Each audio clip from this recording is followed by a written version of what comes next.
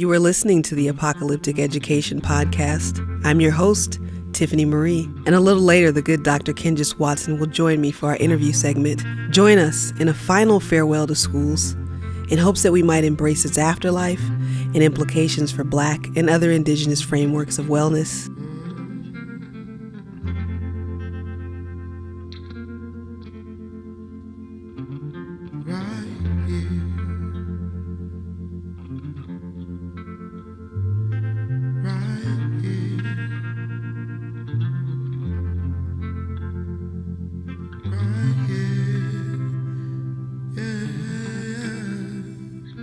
We are here with the one. Now, before this interview started, we had a tutorial on how to pronounce your last name, and you told me that I sound very American.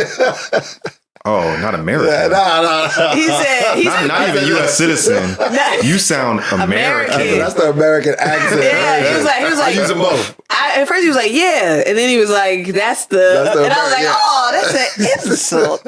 Okay, Moses Omolade. Omolade. Yeah. Okay. That's it. That's terrifying. It's like the awe. Okay. Like I'm in awe. Omolade. I am in awe. Omolade. Yeah. I won't forget that. Y'all, I need y'all to understand, years ago when I started trying to learn these Yoruba words and phrases, and Moses was one that got me started. Via, what was that app?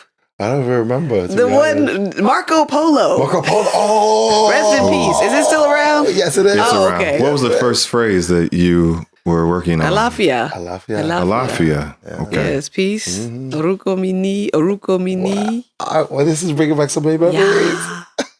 And then I went into another tutor and learned some phrases. It's all in my music, the same phrases over and over, but it's the practice. But Moses started me off, and so I just want to give it up to Moses for starting. Thank you for being here with us today. Yeah, for sure. And Justin was asking how long we know each other. I said, we don't really know each other that well, but we've been in contact for about 5 years. Yes. And are deeply connected to each other through community and a very complicated community, from what I found out recently. What does that mean? I will not share. In a Bay Area context, complicated. It becomes That's the word. Bay Area, man. Bay Area. If it's Bay Area complicated, what does that mean? It's Bay complicated. It is Bay complicated. Bay double entendre.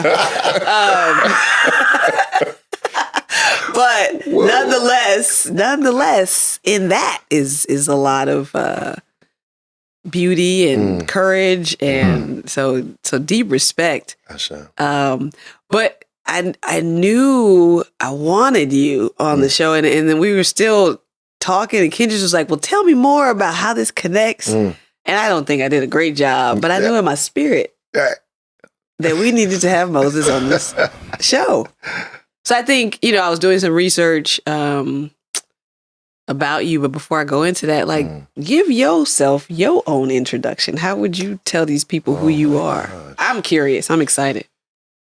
Wow, that's huge. I don't know. I don't know how to introduce myself. This came up actually recently when I was at the Burn, where I was running the men's circle and we were trying to introduce ourselves. And what I asked is that me and the other participants who was holding space leave all the titles alone.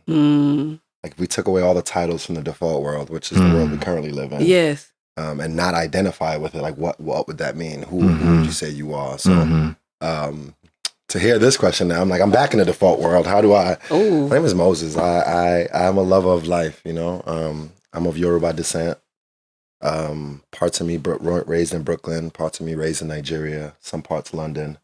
And I would like to say that I have like a cosmopolitan view of the world. And also I feel very, both spiritually, but also in my DNA bones connected to the folks that came before me, the folks that came after. So I feel strong access to that. And I try my best to lean into that as much as possible. Educator, I think those are titles that, I've been an educator since I was a youngin'. I've always liked learning, not only for myself, but teaching others. So like educator's present. I'm a Baba as well. I have multiple kids, 2 kids, trying to have more, you know what I'm saying? I would like to say that I like to learn and teach through the body, like that. So instead of categorizing myself as a specific type of teacher, which people say you're a Pilates instructor, that's not the only thing that I do in those type of rooms. You know what I'm saying? I like to expand that and really get people to lean into different parts of their physicality. So yeah, that's me, Moses Omolade. Yeah.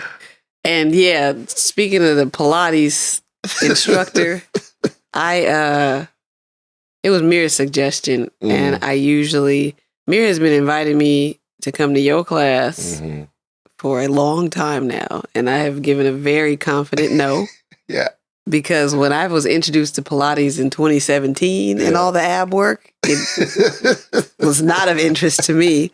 But we went. We went as a family. The three of us went, and it was hot. And it was amazing. You know, it was very hard. I was proud of myself. I kept up more than I thought I would. You did. I was very shocked. But there was a lot more there than... or I don't even say that was there. You know, I think a lot of how Pilates was introduced to me is like a great way to keep your body in shape and to tone it and to look good. And that's not what I was experiencing there. Right. So could you, it was a lot of different ages in that class, which was really beautiful. Can you share a little bit about yourself as a instructor and educator, particularly in Pilates, and like, how do you envision that you use that space? Yeah. First of all, I appreciate y'all being in that room. That was really dope.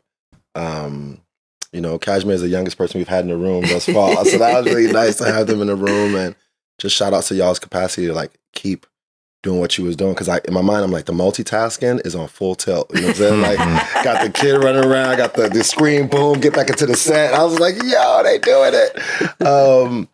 But yeah, how I got into it, I used to do Bikram and Bikram yoga, and you know, with all the politics that live there with that. But I needed something that was really extremely challenging as an ex-athlete. I needed something that would like push me to the brink of like almost death, to feel like I need to ask myself, what am I made of? What charges me? What gives me life? How can I move? How can I continue? Yeah. Right? And then answer that question over and over again. If I do that more consistently, it was like it was a gift I can offer myself that I've proven to myself at least 5 times this week that I'm made up of something, you know, more challenging. This week. This week, right? So that's where it started. And then someone asked me, like, I saw the Pilates class happening one time, and they said, come in here real quick, come try it out. And I was like, hey, let me try it out. Halfway through the class, I was like, I don't need this. No, I'm stepping out. It's like, it was hot. It was 112 degrees. It was like, I felt like I was gonna pass out. But then I stepped out of the room and I felt like I gave up on something. I missed out on medicine. So I came back and started getting after it. And within 3 weeks, they were like, your form is so good. Do you want to teach? And at the time, the bill was $180 a month for that studio. And I was like, I can teach 1 day a week. Does that mean I get a free membership? They're like, yeah. I'm like, bet. So nice. got the certificate. And it wasn't until my first class that I was on stage and I was teaching, and I started to witness, like, I like to say I'm empathic. I like to feel. I started to like feel people in the room, like their energy, or when I would speak, I can witness them like truly, truly paying attention. And I can witness them in moments where they're struggling, tap into the offerings I'm giving them and using it, right? So to see that feedback almost immediately, I was like, yo, like, I want to keep doing this. I want to keep doing this, especially as an educator. Can you imagine being in the classroom and all the kids are just like, what do you have to offer us? And you give them and they chew on it and they give you answers from thinking critically, and you can have these engaging conversations where you're not struggling with all these other elements that might impact you teaching young folks. So that's what it was for me.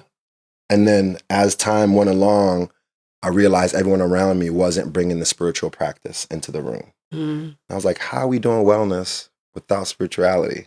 It's just, it doesn't connect for me. To say you're doing something with your body, but you're not connecting the spirit or the mind into it. So it was just like a big charge for me to be like, every room I step into, the work that we're going to do is not just going to be about the physical. It's going to be about the mental.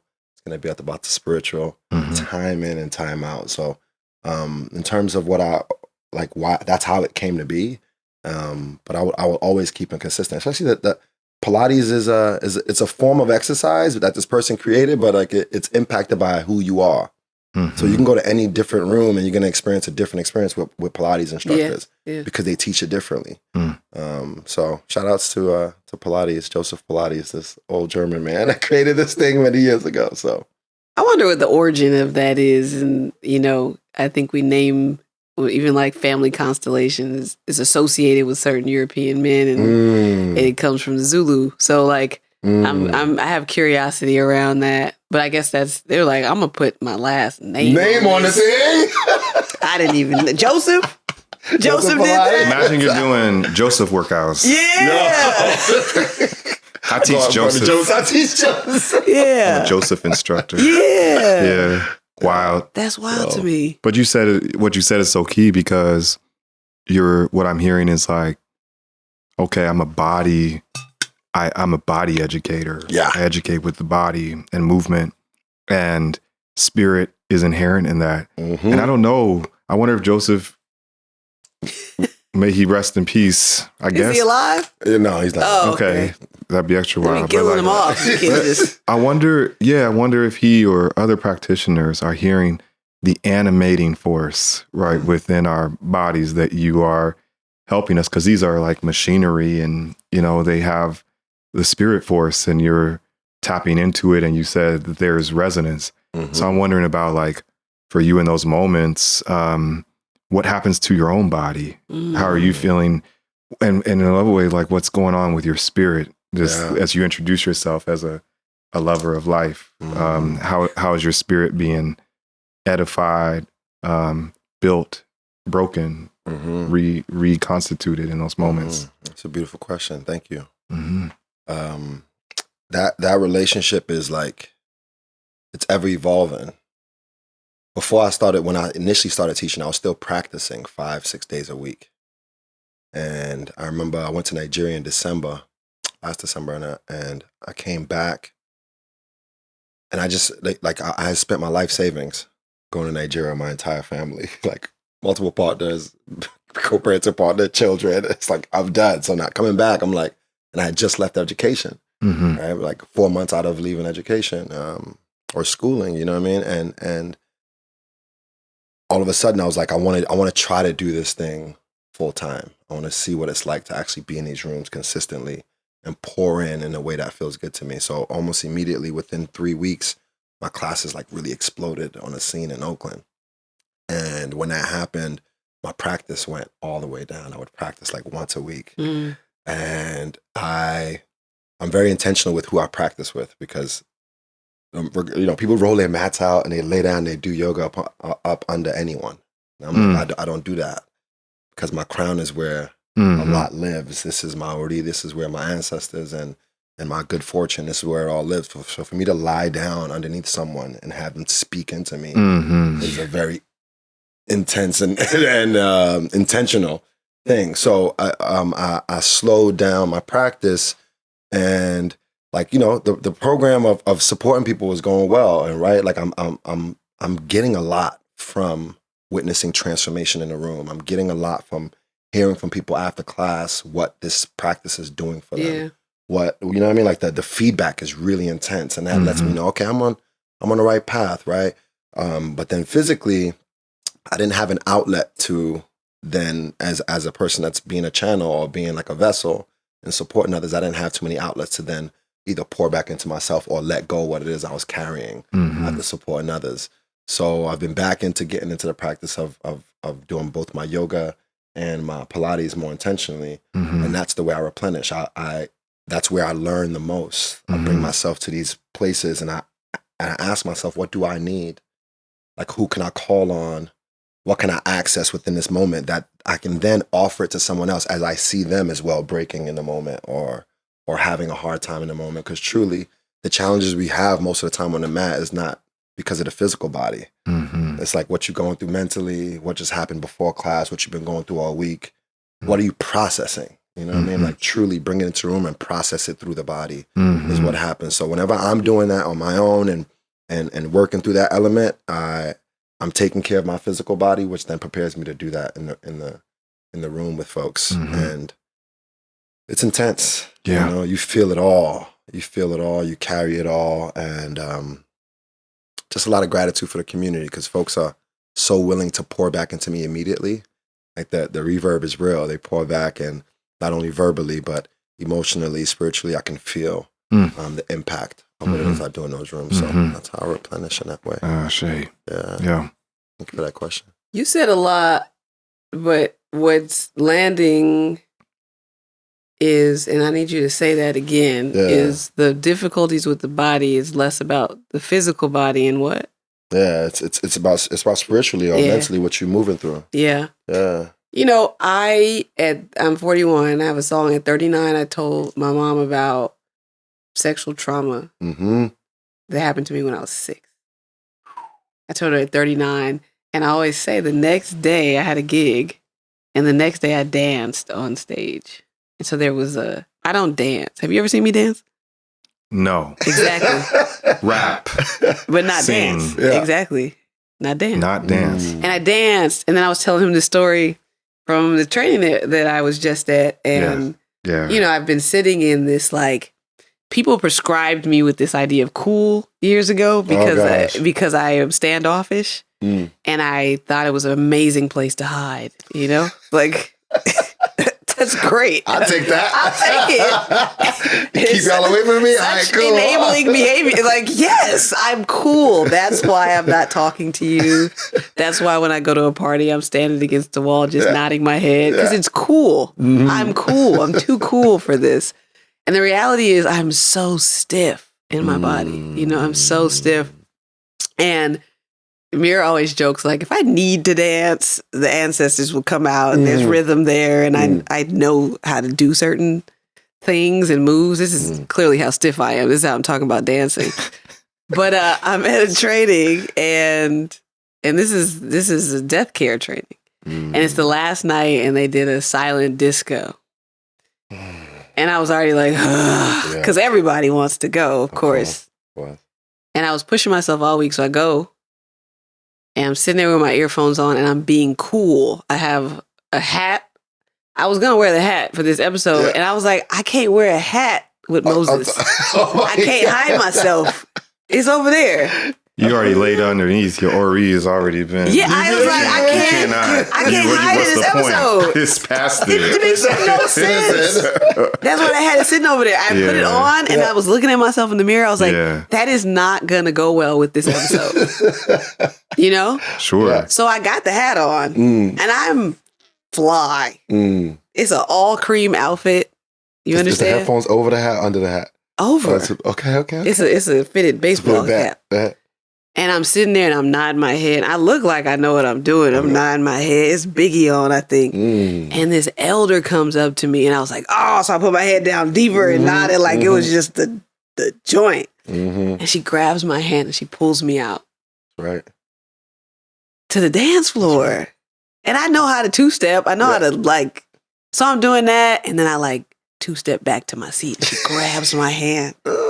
And she looks me in the eye. She said, girl, you are so shy. And I was telling him this story. Was it this morning or yesterday? Yesterday. And I'm telling him this story and I start seeing the tears come in his eye. Yeah.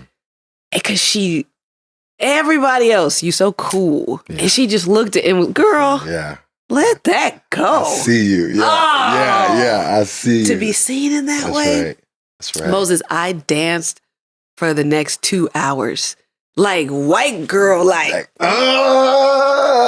getting it to the wildest songs ever. It was some Taylor Swift. Like Taylor Swift, I was going to say. I didn't even know that, but I was going to guess. Yeah. I mean, that's a whole nother episode. I have a lot to say about that. Yeah. But I danced and we had this moment where we just were weeping in the car at the power of just the freedom of the body. You know? Yeah. And what had been so captive and the power of that elder to see me.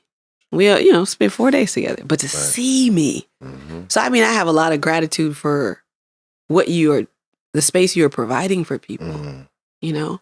And I have a lot of curiosity around, like, what are your ideas and thoughts on the body and how our histories get trapped in there? The body always remembers. As they say, the body keeps score. Yes. It does. It does. Your mind can go elsewhere, but your body is really going to remember what has happened.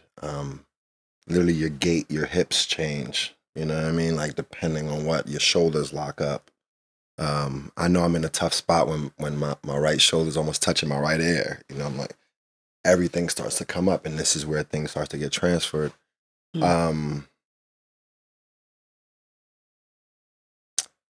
It's something that the only way to meet it is through, right? Like we intellectualize it, we study it a lot, and truly the only way is through it. And what I mean by that is that, like, through the physical, you'll learn so much about yourself.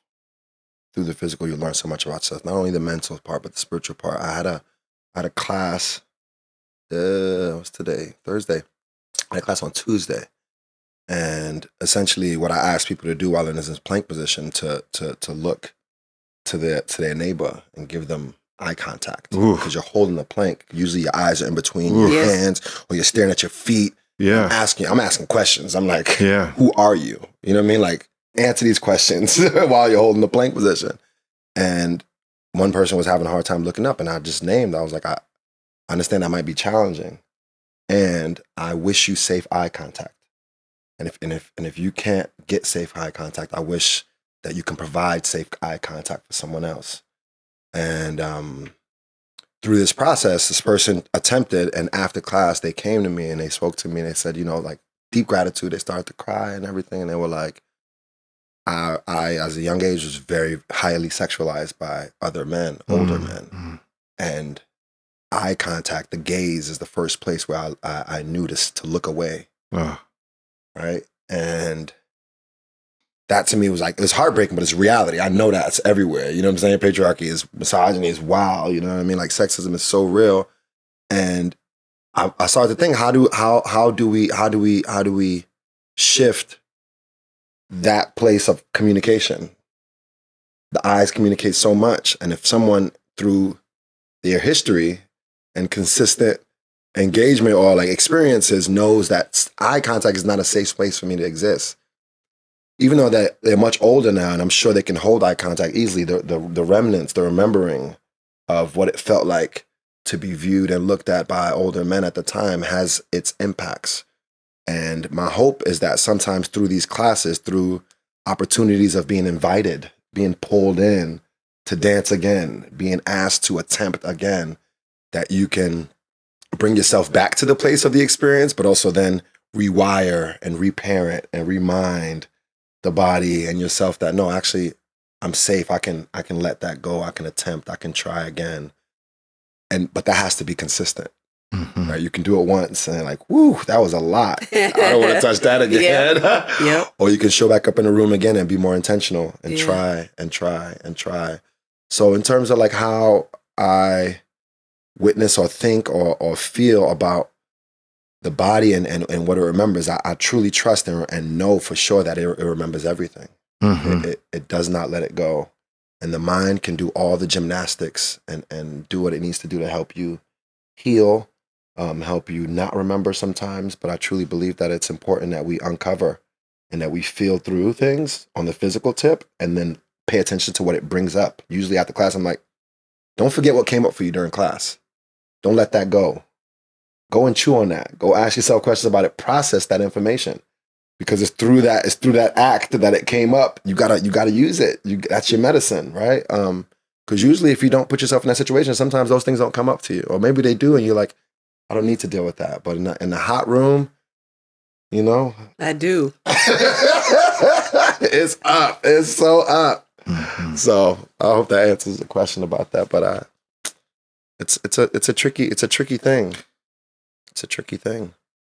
Yeah, I'm like, my mind is going all these different places. But then you were talking, I like, even at the end there, I was like, wait, I'm hunched over as you're saying things. I'm not getting as much breath. And I started to wonder about why. And my mind was like it was jumping, I was like thinking about something maybe we talked about on the other podcast Tiffani and I were on, drawing from the well, around stolidity, and that term being applied to our people when they were captured. And it was something that plantation managers and scholars of plantation, scholars of enslaved people, how to manage our people. Stolidity. They said in the book that I was reading, the plantation management manual, that you should be careful about bearing the whip on Black people. They didn't use those terms, but on Black people, compared to, they still distinguish us from indigenous people, who they both were enslaved, right? Of course. Because indigenous people will respond to the whip, right? It's a good driver of action and attenuation and obedience. But for Black people, they said they have a penchant for stolidity. That was the exact quote, penchant for stolidity. And we're telling Tiff and these other folks on the podcast that we were on, I didn't know what that word meant. And I went and looked it up. And the first hit on Google was this free dictionary definition. It essentially means like absence of emotion, no response, kind of like you're not here. And what was wild is that next to it, and this might still be the case, was a cartoon image of a Black woman's face, right? So it's something that is external, still caught.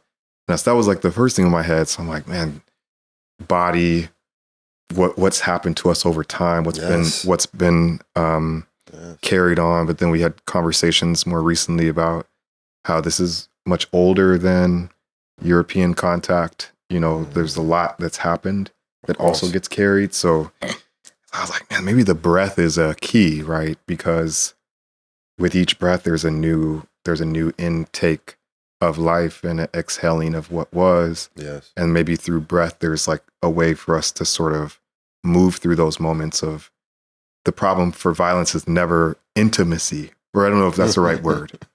It's not intimacy is the right word, but close contact. That usually is the site of violence. Right. And I think so often like our responses to violence, ironically, is like more close contact. So you're like looking in people's eyes when these women are talking about being sexualized and harmed through the eyes. It's like more eyes, right? But if we could look through this in a different way, maybe through breath or I'm interested in like other practices, capacities of the body, reaching back to cells and memories that are before, even during or beyond those moments. That was what was coming up for me. And I know that one way that Tiff introduced a lot of your practicer work to me was that you were intentionally engaging the body in a different way to try to shift something in the education space, right? Yeah. So I was wondering, I don't know if that's my question to ask or if you had a way into that. My question. I just was like, my question.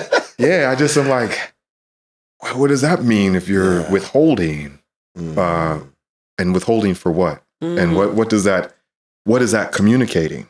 What score is being written on the body? You say withholding, you're talking about the food. The food, yeah. Oh, you gotta set that up, though. Well, you gotta set that up. So I've heard of your work. I've heard poetic. I was like, what is he talking about? Oh, talking about the hunger strike? I'm an artist, and I'm sensitive about my words and questions. That's right.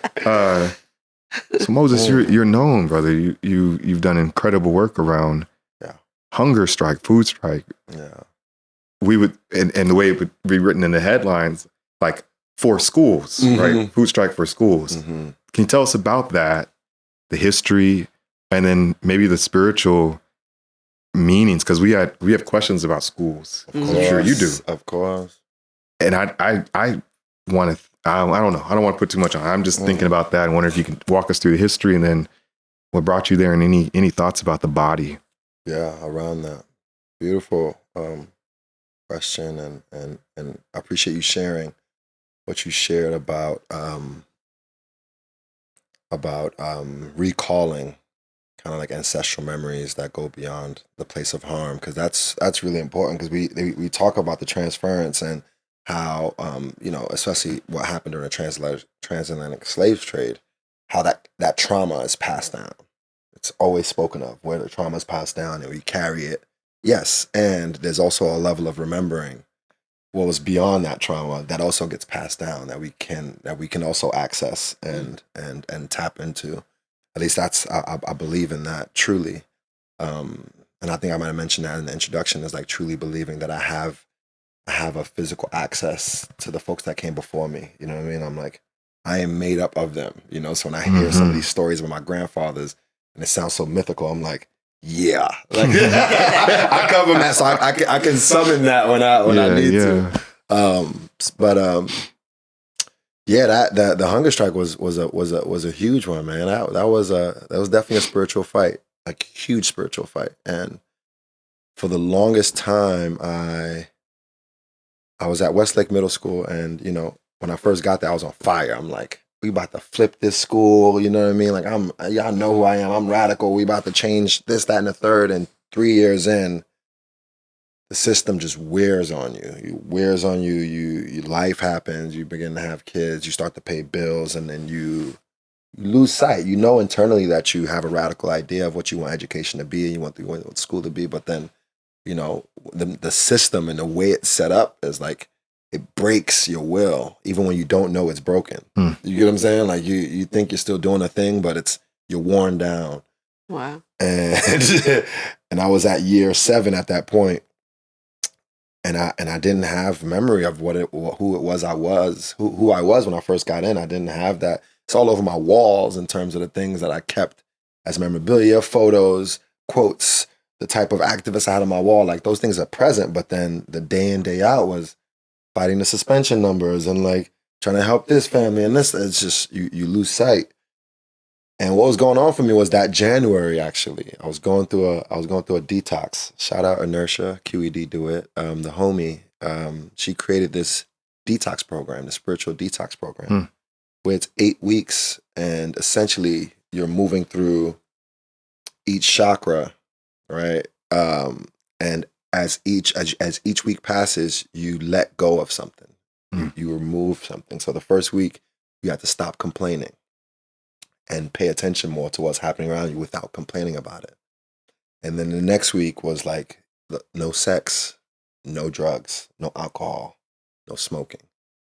Week after that was like, no meat, right? And with all these things, as you're removing them, you're practicing something else. Mm-hmm. So I stop complaining and I practice gratitude. Yeah. Right. I stop eating certain foods, and then I begin journaling.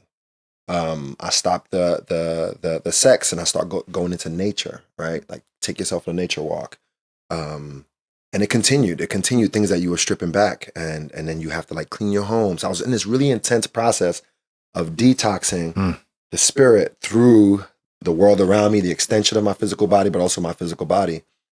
And the first 3 weeks is like really challenging. The first 4 weeks, you're like, where are my things? I can't reach, but you can see your urge so bad. Shit gets hard. You're like, where's the sugar? You're like, yeah. Like it's like, whoa, like I was losing it. But then you get to about week 4 and you begin to hum. Things become like, whoa, like you see clearly, you feel clearly. When you pray, you have access. What I mean by pray is even just speaking to anything outside of yourself, whether it's nature, whether it's humans, whether it's ancestors, whether it's the idea of God. You feel more, you feel grounded in it. You feel like you feel like it's a conversation, like there's a response I'm gonna get. I trust that I'm gonna see a response. These things were happening, and I was probably at week 4 or 5 when word got out that they were trying to close schools in Oakland. And it was, mind you, it was leaked. It was a leaked situation, right? So typical of school districts. And it was leaked, and my school was on a list. And I remember being really upset. So like the energy, the anger, all of that wells up. And now all the things I have to normally deal with it are not present.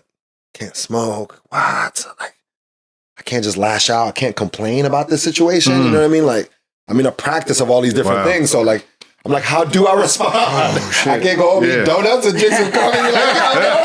Like it was intense. It was intense. So I sat at the house and I'm like, this doesn't feel cool to me, you know? It doesn't feel cool. And I was thinking about it a lot, and I hadn't had a response yet. And the next day I got to school and everyone's flipping out. The parents, it's on the news, all of that. And I go into the room, I'm an admin, so like me and the principal at the time, we're in the room, and the principal gets a call from the superintendent. We keeping it a buck on here, I don't mind. All right, so they got a call from the superintendent. They have a meeting to talk to her about the school closures. Yeah. Now that it's leaked, you didn't talk to me beforehand, but yeah. And they wanted to talk to only her, and I'm like, yo, sis, I'm not stepping out the room. She's like, all right, just stay in the corner. Shout out, I love you, Maya. I'm sorry, but like, it's like stay in the corner. I'm like, I'm gonna listen. You know how we get down. So they start talking to her, and I'm witnessing the way they talking to her. I'm so upset. I'm like, they talking to her like this problem is her problem. They talking like it's coded. Everything is coded, and then it becomes very very sanitized. Like, oh, this is the reason why these numbers. They start quoting all these different numbers, and I'm like, where is the humanity?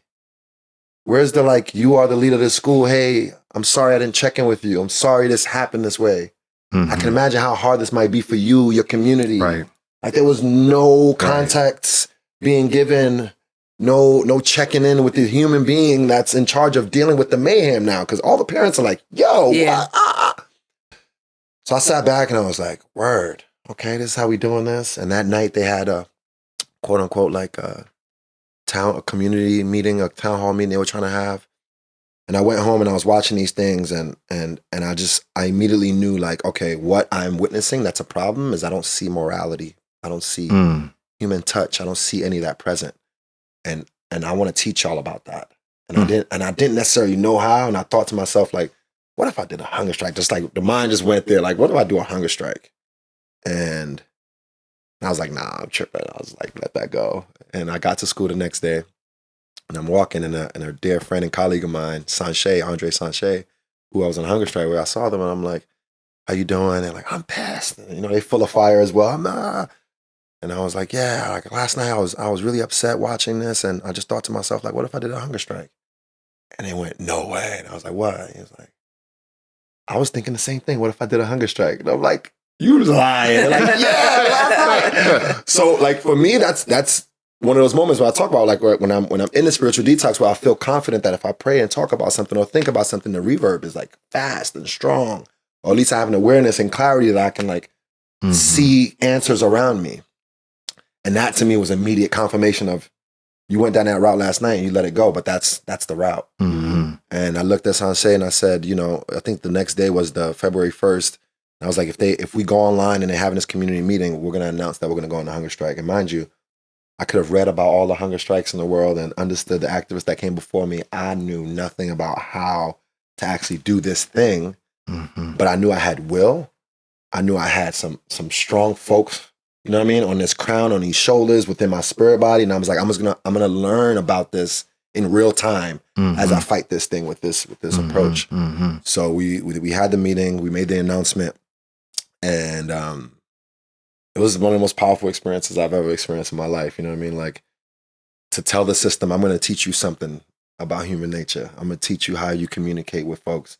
I'm going to teach you that all the ideas and plans you might have around how you want to execute this thing are going to be at, we're going to decide how that goes. And at first it felt powerful because I was truly upset to the point, and I'm probably on a tangent, I'm going to keep rocking, but like I was so upset to the point where I was like, I'm going to do this until I die. That's how intense it was, because everyone's like, this is OUSD. They are corrupt. They don't care about, like, they will leave you there to rot, Moses. I'm like, well, I'm going to rot there. I'm going to prove something to these folks. And man, as quickly as possible, the minute I made the announcement, I had activists, civil rights activists, lawyers, Walter Riley, I don't know if you know, that's Boots Riley's daddy, and Rupa Myra with Do No Harm Coalition. Who else reached out? Just so many folks reached out and was like, we champion you. Like, do this thing, right? And I'm like, okay. And when I tell you, within the first 5 days, I was like, what is happening? I was like, the stomach pain? I never experienced anything like that. Like growling. And it's like, it's screaming. It's making all these noises. And I'm watching myself fade. But more to talk about in that realm, in terms if you all have questions. But like the the experience of itself had many different stages. It first took me like landing in the place of understanding what was happening around me, that there are people that are here to support me in this thing, but also like, I don't think they understand what's happening in my body. Mm-hmm. And I got a lot of information from doctors about what's happening. So that was really supportive as well. My kids wasn't present. My co-parenting partner was like, I'm not bringing them around if you're committed to dying. I'm like, I am committed to dying. So like, keep them far. So there's a level of like not being in contact with the folks that I've brought into this world or supported or been present to help and come into this world that I love so deeply.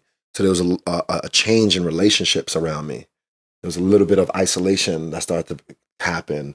But many more transformations. I don't want to keep ranting about it, but like there's more that I would love to share about those stages. Mm-hmm. But the fight through the body and the spiritual aspect became very clear by day 10. Day 10, I could feel someone's energy 30 feet away, 30 yards. I don't know if you all saw photos, but I used to have the headphones that they wear at concerts that they cover their ears with, because literally I could hear a car coming. Wow. I'm just like, woo, like the sensitivity. It was so sensitive. Reporters will pull up and I'm like, I don't like your energy. Like, I need you away from me because you're not here to listen to, you have an agenda. And I can feel that almost immediately. And these are things that I wasn't so privy to before the strike. But the minute the absence of food, like you said, withholding, other things became heightened. Yes. Which we've heard a lot about, people that might be hard of hearing or not being able to see how the other senses heighten. Mm-hmm. That happened very quickly. And it became a spiritual charge for me. I'm like, okay, I know what this fight is about. And we took it to the district in many different ways. But yeah, wow. I can go forever because that's an intense process. My goodness. Experience. It's beyond fascinating, especially I'm hearing, of course, and this comes up whether we hint at it or not, a certain death that was occurring and 100%. what is revealed in that death. Mm-hmm. I hope, and I ask if you could say more about that. 100%. Yeah. There's an experience that happens during a hunger strike where like your heart rate slows down. And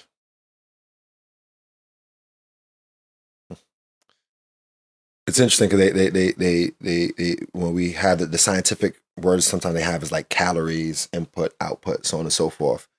But truly, when you don't have any calories going in or food going in, your energetic levels are lower. And they're the highest at the beginning of the day. So I wake up and I'm like, I'm alive. This is amazing. I move throughout the day and now I've expended the energy that I have. There's a point in which when I'm going to bed, your heart rate is very, very low. And that's when the fear kicks in of like, I could not wake up tomorrow morning. Yeah. So there has to be an acceptance, a level of accepting that in the night. And yeah.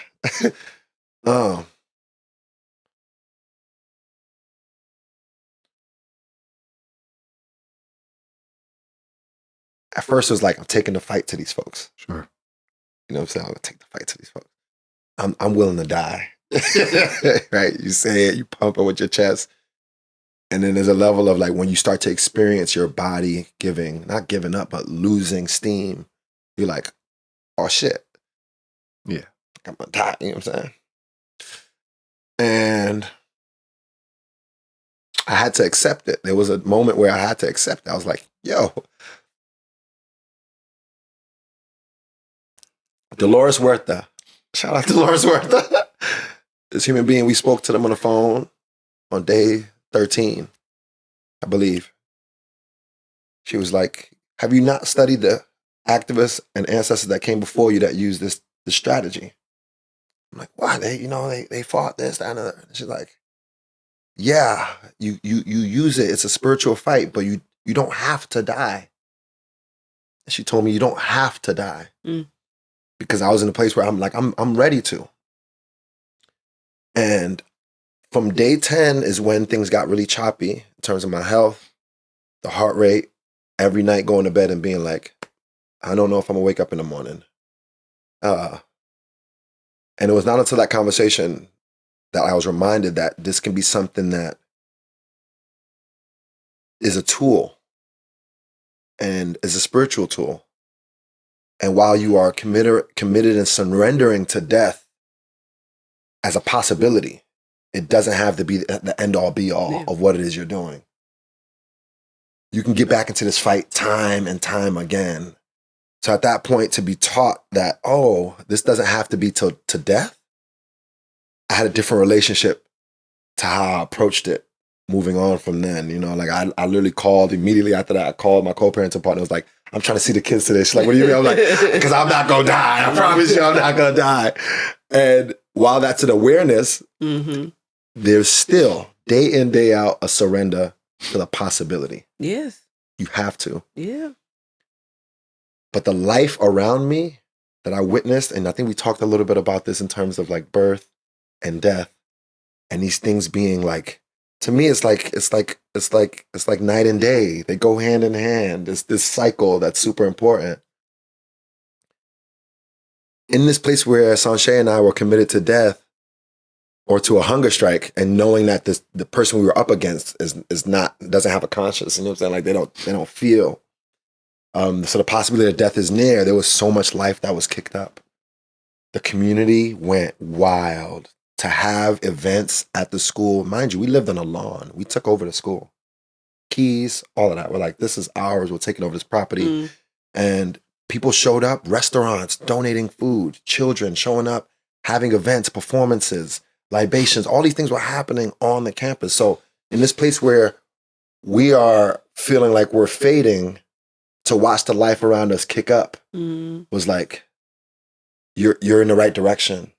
What you are offering is giving so much. And if you lose your physical body because of this, that's okay. Look what's happening around you. Look what you forced. Look at the hands you forced. We have Governor Newsom begging us to take the pedal off. You know what I'm saying? Like, you have people focusing on your kiddos and making sure that they keep physical buildings open or resources pouring towards your community. And all of that is happening with simultaneous like celebration. Kids were coming to school eating free off of food trucks. Normally you gotta pay for that, right? Like people are feeding, dancing, and simultaneously learning, all while watching us fade. So I don't even remember what the question was. But the experience of death or the awareness that you're moving towards death, because it's always present. It's right here. It's literally right here at the touch. And sadly, I've been reminded about this many times over. I'm going to Kenya at the end of November, and I was asked to come because the artist that was going, 36, I believe, year old muralist, Oakland, passed away. Like that. They died. Yeah. Like that. You know what I mean? So like, it's easy to forget that when you're in the midst of life, but it is literally around the corner. That it's possible. Very at every turn. And then in this very moment we were dying. Yeah, exactly. We are always moving towards that. Yeah. We are. So. I mean, when I first read about it, I had an angle of like, oh, I can't wait to interview and talk about that. But I'm listening to you and it seems like, because I'm like, well, what was the hunger strike really about? Right? You say this and it's a thing that we read. It's about to keep the school open. Right. That's not what I'm hearing. We trying to teach them something. We want to bring human touch into it. We want to teach them about life. Because the things we were watching with them, they weren't about that. They were choosing to close 16 schools, no community interaction, no communication with the leaders of these schools. So all the things they preach, the school year, they have the slogans, restorative justice. They got all these slogans that are so, They say it just like that.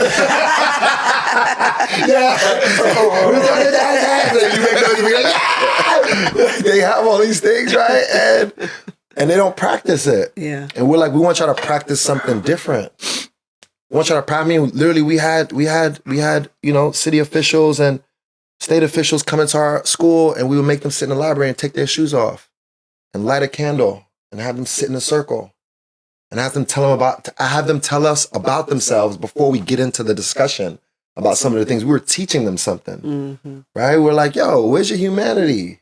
How do you have a Zoom meeting about closing schools and you hear parents crying and screaming about their children's schools being closed, and you tell them, you got 1 minute left, you're done. Hang up, you know what I'm saying? Like, it was happening time and time again. So the focus for us was literally like, yo, we want to offer you something. Not only are we going to offer it to you, we're going to teach you how to get it done. I had the superintendent pull up on me, put my hands on me and say, you remind me of my son. I said, you say that so lightly. That's a statement that holds a lot. Is that true for you? Don't speak that to me if that's not true for you, and put your hands on me. Because that's where we've gotten, where we can just say slogans and say things and then move on to the next. When you speak, let's speak in truth. What are we actually teaching these kids? Right? And I was really grateful we got a chance to do it at the school, because then kids are coming out and they're confused. They're scared. They're confused. They're watching us. I mean, they love us deeply and we are fading. You can see the change. But we had an opportunity to like teach them about how to remind others how to treat you. You can stand on that. When we talk about the body, we talk about schools. They've moved so far away from teaching children how to trust their intuition. What are we doing then? Schooling. That's what we're doing. Yeah. Right? If we've moved away from how do kids trust their gut about people, about the systems around them, how do they then stand firm if what's in them is saying no? Yeah. How do I stand on that? Yeah. So that's what it was really about. Because what they did was, a couple weeks in, they took our school off the list. They're like, yeah, take Westlake off the list, because they wilding out right now. And then once they took us off the list, they thought it was over. And we're like, no, it's not about just these schools. We want to shift how you do this education thing. So I needed to hear all of that. I had all the judgment. I needed to hear all. Thank you. Yeah. Kenjus, you kept looking at me smiling. I told you I don't know how to read that. What's going on with you? We're still learning our eye education. There's so much. I'm so grateful for the grounding and what was coming up for me. First thing was like we'll call it the science or the spiritual science of this whole encounter and enactment of the sacred in that space. Yes. And I heard you talk about Dolores Huerta say, do you know what these ancestors have done? And I was thinking ancestors even maybe beyond, or I don't know what she was referring to. But I'm thinking about, goodness, all the stories about on plantations around work stoppages and what people did to starve themselves. Quite literally to beyond, whether that was literally with food or in other ways they starved themselves of life. What refusal to participate could mean to people inside of not just two people, of course, the community, but what that means when two people. It's instructive as science. Like, what could we do around organizing, and what does this thing really run on? So many of our coerced yeses, and if we said no or refused that and said yes to something else, like our people have done, what would happen? They're like, okay, we'll stop this school. But even the idea that you're re-indigenizing spaces that were meant for harm for the sake of communicating truth and naming the lie for what it is. Right. That was what was coming up for me. And I was thinking about balance, because you were like, ironically or unironically, like if kids could trust their gut. But you're telling Tiffani and I that your gut is telling you, like, hey, this is a problem. Yeah. But your spirit was almost driving, and like vibrating that message back to the body that there is such deep imbalance here, that my life and my force in this moment might be insignificant relative to what's happening overall. Right. And that's some shit. You talk about your kids, and I don't know if I'm ready to touch that in that way. Of course. I'm wondering about that balance, because there are people who, even as we speak now, are starving, And I was wondering about their insight into the energy across the globe, wherever they may be, like literally starving. And what are they tuned into? What's vibrating for them if they've been starving for generations across the globe, right? And yeah, those are just some of the thoughts coming up. I don't really have a coherent question or follow-up. I'm just trying to witness and be present for what this is, and very deeply touched by the willingness to die for the sake of something beyond. And we have a story about our ancestors who have done that before. And I'm like, I don't know if I'm ready for that kind of death work, or what it means to be prepared for that kind of death work. It happens more consistently than we know. We're constantly dying and experiencing rebirth, whether it's ideas, whether it's even relationships, how we relate to ourselves, how we relate to others, ideas about ourselves. Like the death as we know it in terms of the physical sense isn't the only type of death that exists. Right? When we say death to these systems, we're talking about burning things down, right? That's a dying of a sort, and a regeneration. You know what I mean? When the farmers burn the whole field out, that's a death of sorts for then allow for new life to be sprouted. So it's constantly happening around us, and ways I've learned to like incorporate. I have a person I was saying I want to introduce you to. Their name is Bloodstone. They're also a death doula. But what I want to say was there's ways that I've learned to incorporate the idea of death into what it is, who I want to be. In Ifa, which is, you know, West African or Yoruba spirituality, practitioners are usually working towards a certain level of type of character. They call it like Iwakbelekbele or Iwakbele, which is like an harmonious character. To be calm, and what it makes you think about is like to respond, like to not be in reaction to things around you, to have a calm manner. That's the ultimate goal, and then the other element to it is Iwariri, which means good character, right? And to work and strive towards those things, there's a lot of you that has to die. I know. It's like, what?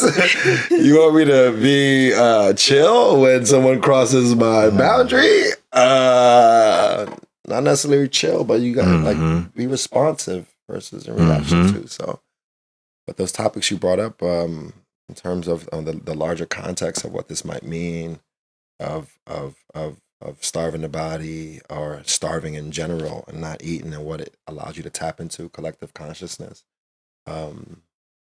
is I don't want to say an interesting subject matter, but it's a subject matter that has to be touched and seen and understood, because that is happening all around us. The learning that comes from that place. Because the starving is not just the food. You can strip yourself of so much. You know? And physically, I was having a hard time. Things were coming up for me as you were describing it, because they are really intense. As a person that studied African American studies, there are intense memories of reading things about ways in which people resist. And, you know,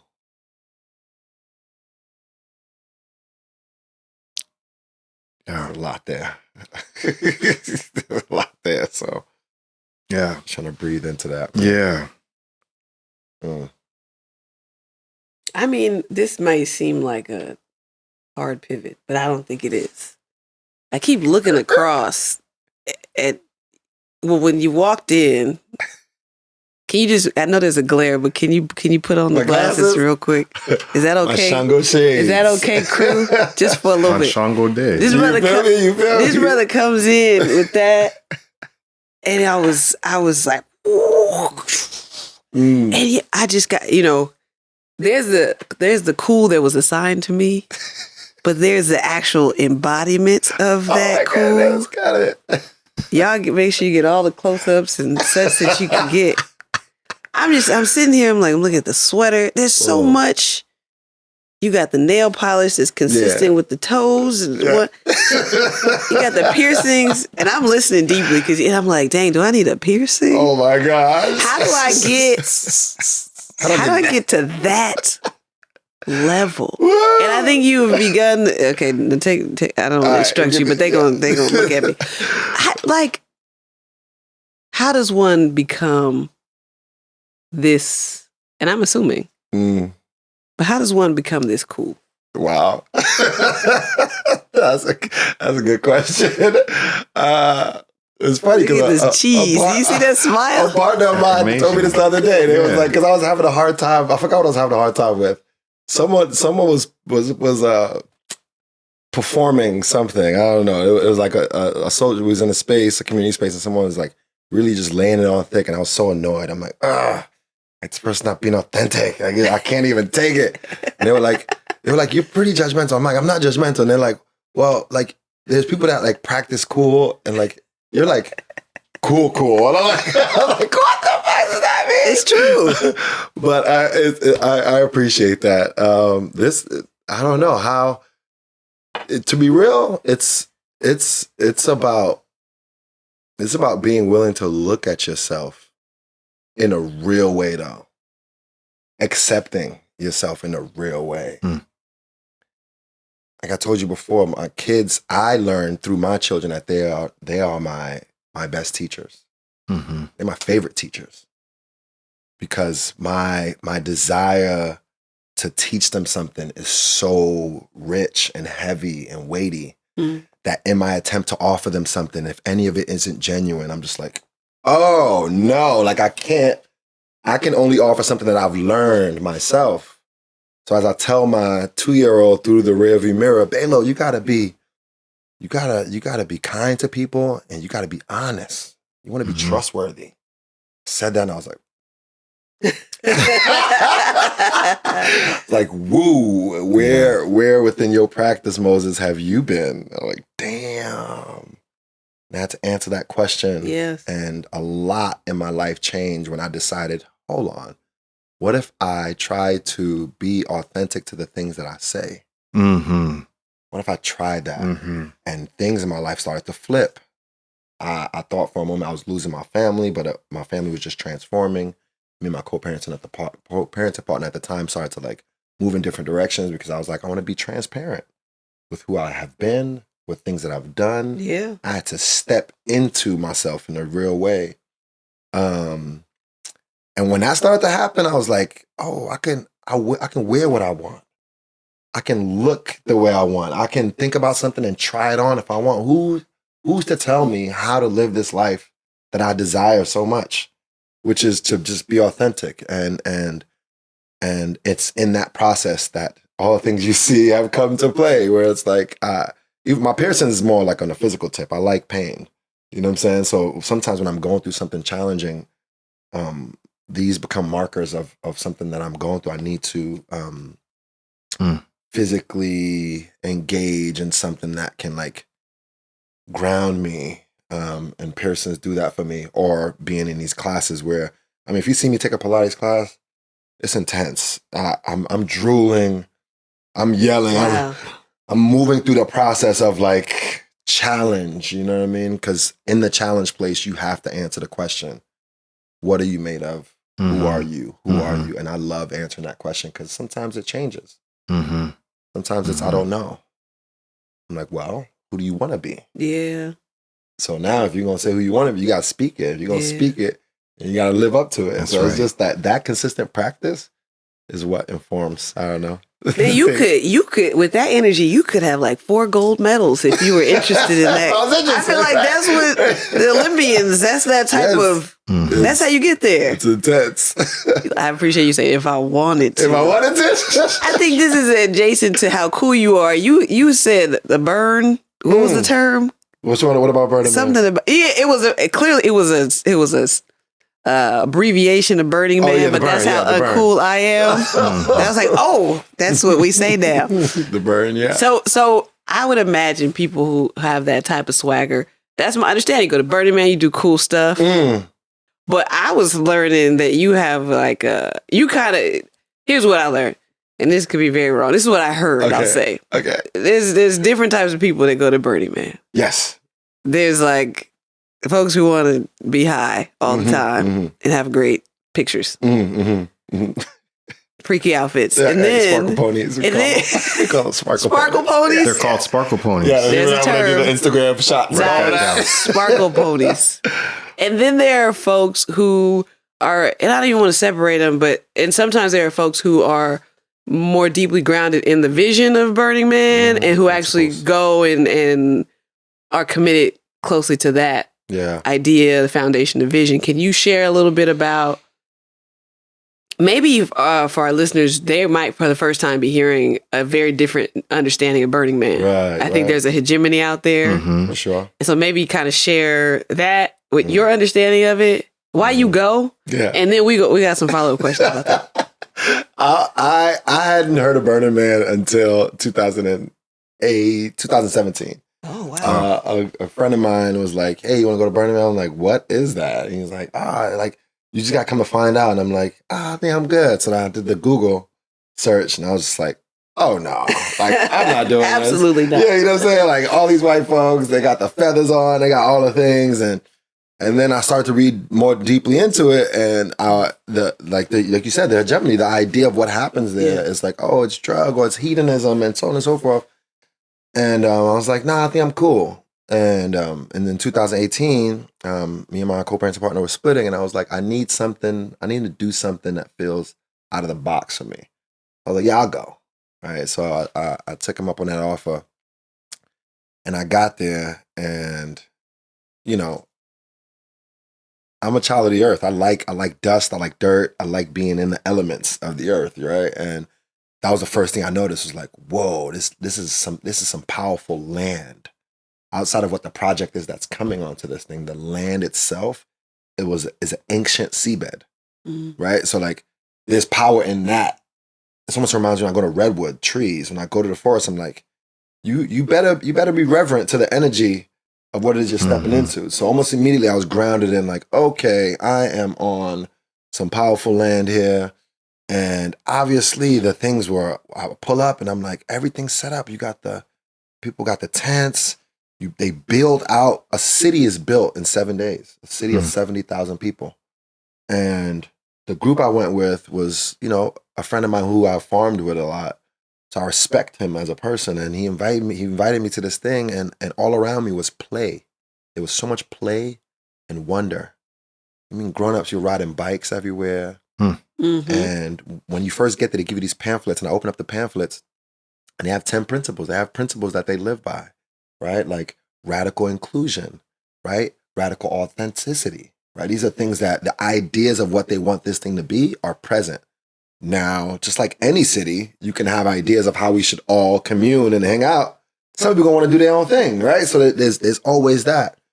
So I did have the kind of rose tinted glasses thing happening where I was just like, yo, this is hella cool. This is amazing. Seeing hella white folks and, like white folks give me hugs. And the first couple of hugs I was just seeing, I was like, what's happening?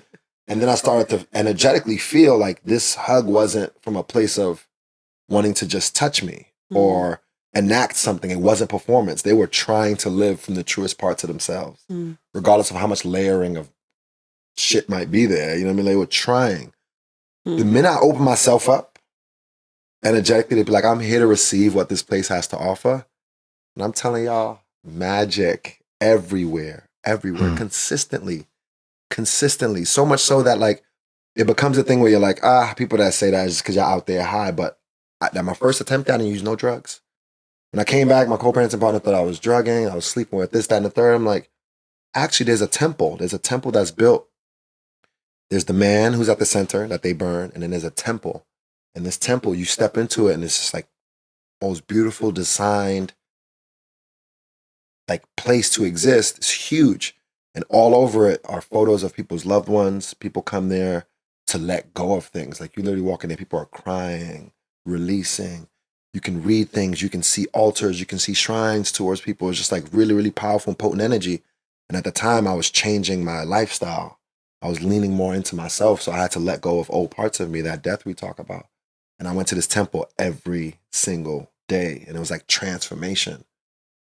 Now there was some challenging parts because there's many rules that they live by. No mooping, leave no trace. So we got to keep this land super clean. And I remember riding around and people were like, oh, you're so beautiful, come here. And mind you, there's no money here. Everything's free. So I step into this place and they bust me down with the glitter. I had gold glitter, silver glitter. I walked out of there looking like, I don't know, Shango in the flesh. And I was like, yo, who is this dude? And I'm riding around, I'm like, what? And I remember just being yelled at by so many white folks. They were like yelling at me like, moop, moop. And moop is matter out of place. That's what the term is, moop, matter out of place. And that means when you can't even ash on this land. Yeah. You got to collect everything. Yeah. There's no putting any kind of littering on this land. They kept yelling at me and I wasn't feeling it. And then at one point, one of the people that worked for the organization yelled it at me and I stopped. And I've been cool for 6 days and I stopped and I was like, yo, like what you got to say about what is moop? What are you saying to me? And why do you have to yell it that way? And he was like, well, the glitter on your body is not biodegradable. That's not biodegradable. He said the glitter on your body is moop out here. And I'm like, if that's true, why y'all allow this camp to be out here? Yeah. Right? Because the camp that put it on me told me this is biodegradable. Mm-hmm. But energetically, the way people were talking to me felt very reminiscent of being policed out here. Mm-hmm. So those things do enter. Yeah. It's not like this place is a magical land that everyone still comes there to shed. Yeah. So in that moment, I looked at him and I'm like, I have something to offer you. I promise you, there are skeletons in your closet that I don't agree with. So next time, if you have something to offer me, you want to tell me, stop me, talk to me like a human and I can learn something from this. Mm-hmm. Otherwise, the past 6 people I've passed that have yelled this thing at me, they haven't offered me nothing. Yeah. You know what I mean? Like, or anything. So that was like an early experience I had, but this place truly, like anything you can think of, you can practice it. And that in and of itself is something that we've lost, where we can go from idea to creation. We still do that out here. Yes, for sure. But the magic of it, to know that it's so consistently possible out there, it's like, that's all it is. Yeah. You want it, you think it, you do it. You want it, you think it, you do it. You offer it. Not even you do it, you offer it. And then you see others who desire to engage in that very thing. So music, art, food, play, the way they talk, I took my kids to it, so they were like, what is happening? It's a magical place. Yeah. But I'm curious what you all's ideas about this place are, what you've heard, and what you're interested in knowing about.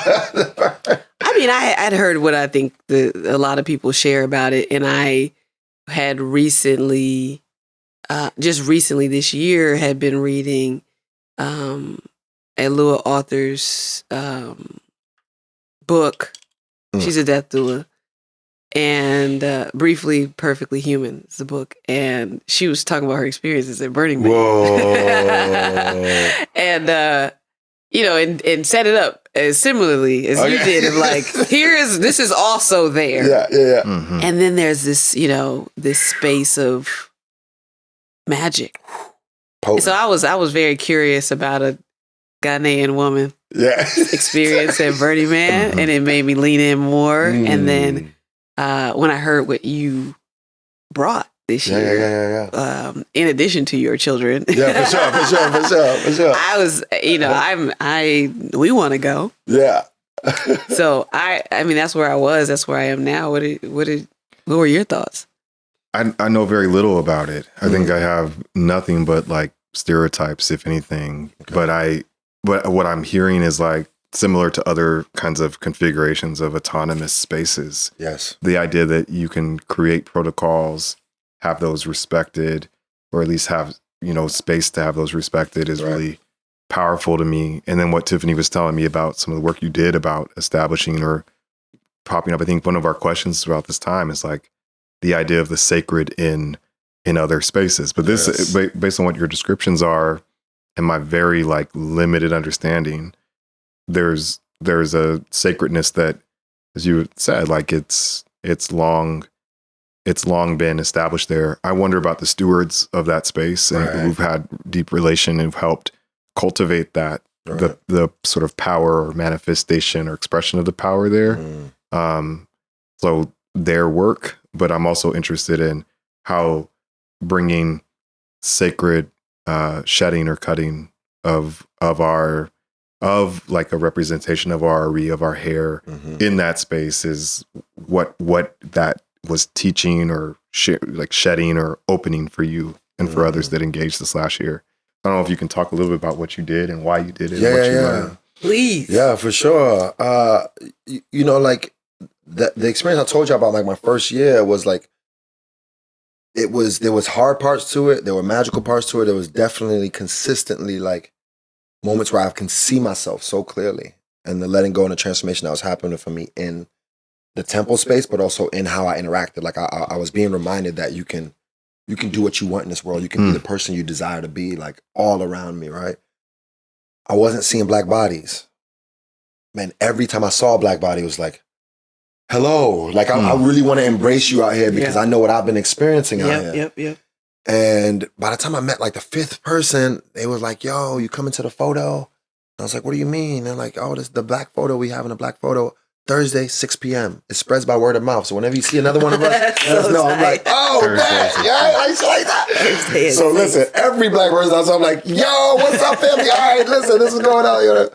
And that year, I went out Thursday, 6 p.m. and I went to the wrong location. And I missed the photo. And it was a photo taken at this big art piece that was like it was like an Afro pick, right? And it was in the ground. It was done by this black sister and this group of folks, right? They took this photo and it was like 18 people, maybe 30 people that showed up. And I remember just being like, yo, that was a missed opportunity for me to connect with other people that I feel like are like me, more so like me than the other people I was seeing around me.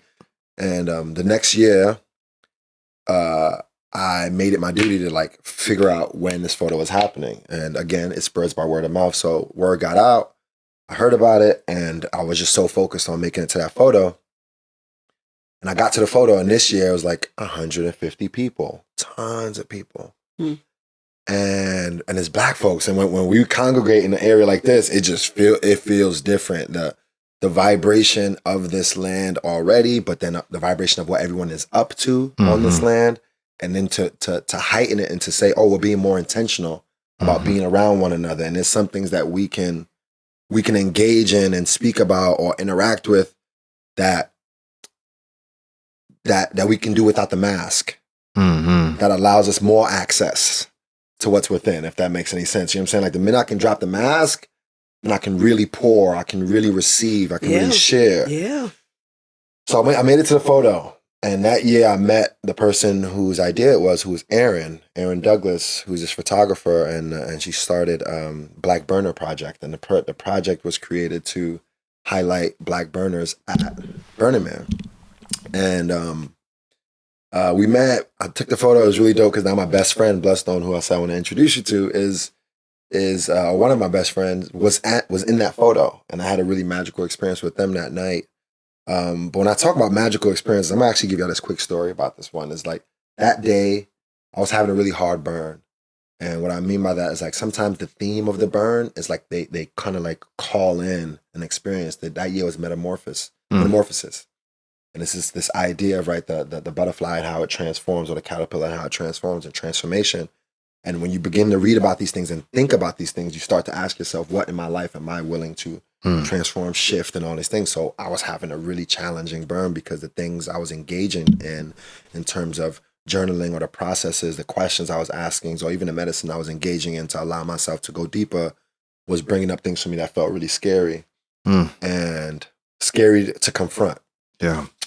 And I remember that day, took the photo. They said it was an after party at NAACB, which is, another Black burning camp. And I show up to the camp, I bring my drum. I'm drumming, we're dancing, a lot of music's happening, and this person goes into trance. And as this person goes into trance, they fall out.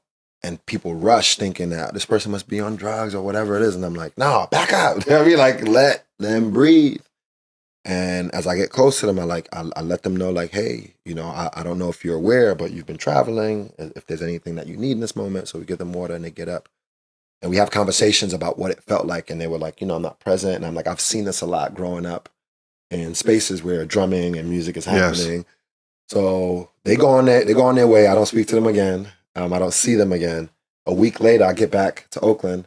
I'm at a drum circle in Oakland, and I'm playing, and my eyes are closed, and I'm feeling it, and I open my eyes, and across the drum circle is this human being. And I'm like, what? It's wild to see you.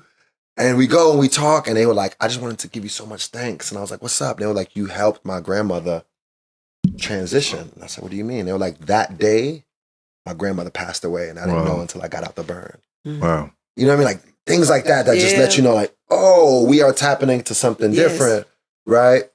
But anyway, through that project, Aaron Douglas, Black Burner Project, I get involved. We start talking a lot more. And the next year, the photo expands to 500 people. And then it moves on, and Aaron decides to bring an art piece. And the art piece was images of Black folks in, 2-story size. It's huge on this playa. So no matter where people are at, you see that image there. It's a representation. It's a physical representation of us saying we are here, right? And we are growing in numbers. So I worked on that project. That project was called Black Ashe. And it was a really dope time. And then she took the next year off. And then this year she reached out. Aaron reached out, and Aaron was like, hey, I have this idea. I want to take Black Ashe to 2.0. These images, I want to make them different. Funding didn't end up working out for the image she originally wanted to take. And then this concept of the barbershop came into play.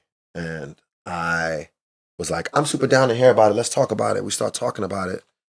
And mind you, the barbershop is a cornerstone, one of the cornerstones, or a flagpole, or a position, or a energy center for cultural exchange, right? For Black folks, for many different folks, but like that's where a lot of learning happens. For young folks, for all types of folks. We're just exchanging information there, and that information can be potent and powerful and useful. It can also sometimes be like, that's it, toxic, something you gotta let go of. You know what I'm saying? Like, it's places where you can feel things about yourself and disengage, or you can lean into other parts of yourself depending on what barbershop you're in, right? So we had those discussions, and come to find out that this art piece was created because she had been silently supporting her brother who was having mental health issues. And for the first time, she was witness to Black men's mental health crises, and was able to see how sometimes the denial of that being present impacts not only them. So then she had this lens and was like, yo, I want to create this barbershop because that's where I see Black male intimacy. And we had all these discussions about it, and it was just like a beautiful interaction. Joined the team. I curated the music for the barbershop to make sure day in, day out, there were tunes that made us feel home, that made us feel welcome. And then also I ran a Black men's circle out of this barbershop. We're talking about an actual barbershop, y'all. It has walls. It got the barbershop chairs, had mirrors all through there. And one of the mirrors we had in the center was a true mirror, which is a mirror that doesn't show you the reflection of who you are, but it shows you how people see you. So your right eye gets to look into your left eye, which is how we see one another. My left eye gets to look into your right eye. Whoa. So you get to do that of yourself. Wow. Which you just like, that's trippy. Hold on. But that was the piece. That was the piece. We took it out there, and it was a hit. It was huge. We have all types of folks show up. We got a Black men's healing circle, and it was a powerful moment because I remember getting there, and as we made the announcement, because a lot of different people showed up, I said, hey, Black men, if you identify as Black men, step to the front. Everyone else, it's your job to hold the boundary and the perimeter. And I remember Aaron coming to me and being like, I know we talked about this being a Black men's circle, but what about all the healing that men have to deal with? Are you open to like allowing? That's my vision. I would like for all these men to like join that don't identify as Black men. And the moment I was like, I hear you. And there's moments where it's necessary to focus in, and there's moments where it's necessary to expand.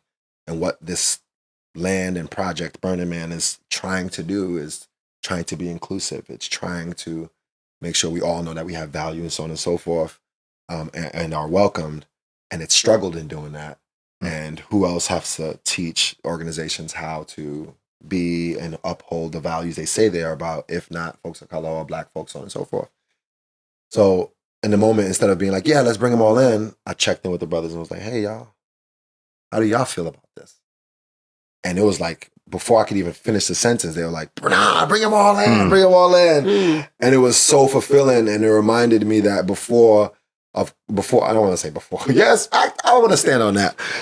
Which is that, like, we have always been welcoming. We have always been open to others coming to experience what we have to offer. And it's not only still recent that we've had to, like, shore up and protect and guard and create spaces that are solely us, just because of the harm we've experienced on others. So it was a powerful moment. We allowed them in, and it was a really, really, I mean, when I mean special, y'all, like, truly, truly special, to witness men bare their souls to one another, being vulnerable to one another, with one another, moving their bodies in ways and being willing to breathe and learn about representation. For us at Burning Man isn't just to be like, more Black people are here to do what everyone else does. No, we got to bring what we do to this land as well to impact the culture. So yeah, that was this year, and you know, the kids made it out as well. So that was, yeah, it was always powerful. Appreciate that.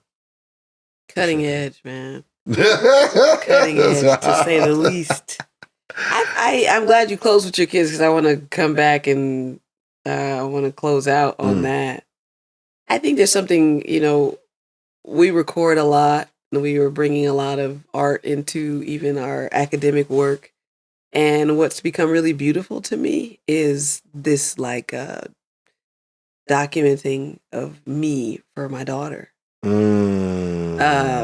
She's hilarious because, you know, I had my first gig where she recognized who I was on the stage. This just happened. Wow. And I saw it immediately. She's like, wait a minute. That's what my mom did. Yes. And then she came on stage and was there the whole... And I was telling Kenjus, we were at Stern Grove, and we were seeing Shaka Khan. And when I'm carrying her, we're walking, and she goes, "Mommy, stage." And she's looking like, let's go. What's going on? That's what we're supposed to do. Yeah. And I'm like, wow, you know, that type of... And so I feel like a lot of the documenting for me is just like this love letter to her, assuming that I die before her. But like, it's this love letter, and how I write and how I present. And so I'm curious about how you would close out this podcast, thinking about your children and either what you want to say to them or what they've taught you, or a mix of those things. But I saw a lot come up each time you talked about them today. Yeah. Wow.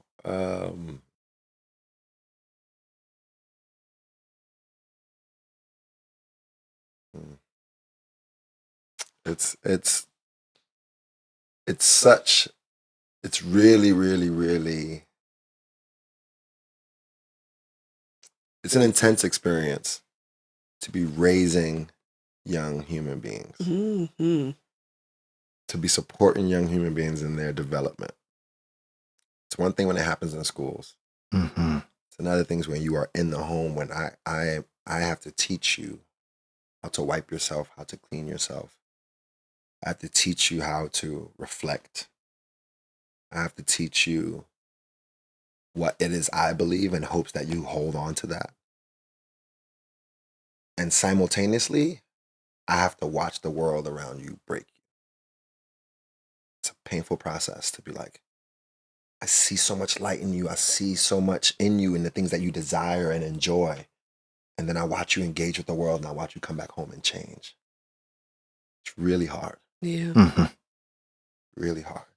Because the hope is always that, like, y'all don't got to go through what I went through. Because you get to a certain age and you're like, damn, I got to shed all the things that the world has put on me, that I've leaned into thinking this was good for me. This is what I needed to fit in and survive. And now I'm at the stage where I'm taking it off, and I don't want you to put it on. I don't want you to put it on. But then I watch it happen and it's like, whoa. So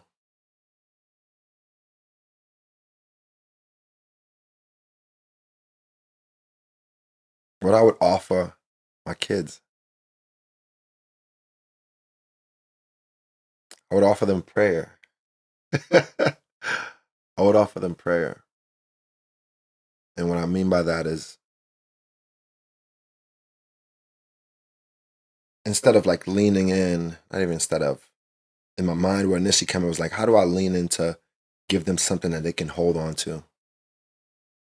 The place within me that struggles sometimes and sees them hold on to something sometimes and then witness others say that that thing isn't great or it's a different color or whatever, and then they let it go out of shame or needing to fit in. Instead of me offering my kids something more tangible like that to hold on to and potentially let go again, what I would offer them is prayer and a reminder that, like, whether you know who you come from or not, they're always with you. Mm. Come from a people that have proverbs to help you during tough times. You come from a people that are intense, and that's okay. Feel into that. Don't be afraid of it. Mm. You know the child of whom you are. Mm-hmm. I would offer them to always remember that. As long as they're remembering that, the gifts are going to come. Yeah. The gifts are going to come. Ashe. And not, that offering is not only to my children. I offer to all, especially our babies. Yes.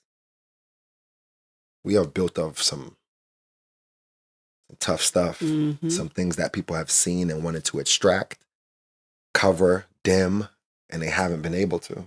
We continue to just like shift into something different.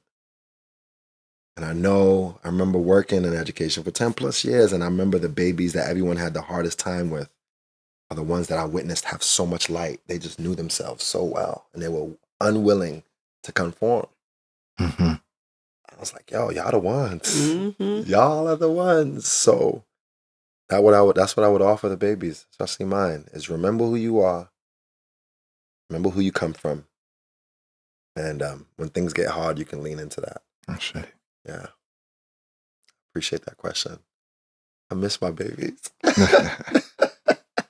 They had such a blast at Burning Man. They were like, yo, this is how you live in my life? I'm trying to come every year. I can eat pizza at 10 p.m. Yeah. Hey, candy. Yeah. Whatever you want to do. Man, blessings to you. This was a wild, wild trip. And when you came in with them shades, I knew exactly We were in for it. what we was about to be experiencing. I appreciate that. Like deep, there's, humor here, but that's very ancestral too. Like, you are it. Oh, I appreciate that. You know what I mean? And you are it. And I'm so raw right now. You are it. So thank you. Thank you. Thank you so much. I wish we had so much more time. I'm like, let's talk about some more shit. I'm like, woo-wee, I'm going to let it out. But yeah, I'm grateful. I feel deeply grateful for you all having me in this space. Yeah. And I hope that we get a chance to like connect more and talk more. You about to hook me up with the best friend. So. Yes. Talk about death and life. Yeah. Weird, We're weirdos. We like that kind of stuff. Hell yeah. Kid, did you anything else before we just do the post interview? No, just blessings. Thank you for the blessings and for the prayers and the modeling. Yes. I think that we talk about abolition and it's already been co-opted. It's like before it got out of anybody's mouth, it's they took it. But I think so much of what we try to lean into is the practice. And I think you're practicing all really powerful ways of like moving in a dismantling and a creating in one space. So I'm just very grateful for the modeling. Appreciate that. Yeah. Y'all got to come by class sometime. Everybody in this room, you got to pull up pull up to a class. Y'all heard my description. The crew was like, yeah, we'll be there right after this. And not even on the physical tip. You just make sure you're ready on the spiritual tip. Yes. Ready. Appreciate you, man. Ashe. Deeply appreciate you. Ashe. This podcast was brought to you by the Apocalyptic Education Network and the Institute for Regenerative Futures. It was filmed and recorded at Red Tone Records. Continue the conversation with me and Kenjus at apocalypticeducation.org. Mommy? Yes, Buddha. We're all done. Yeah, we're all done.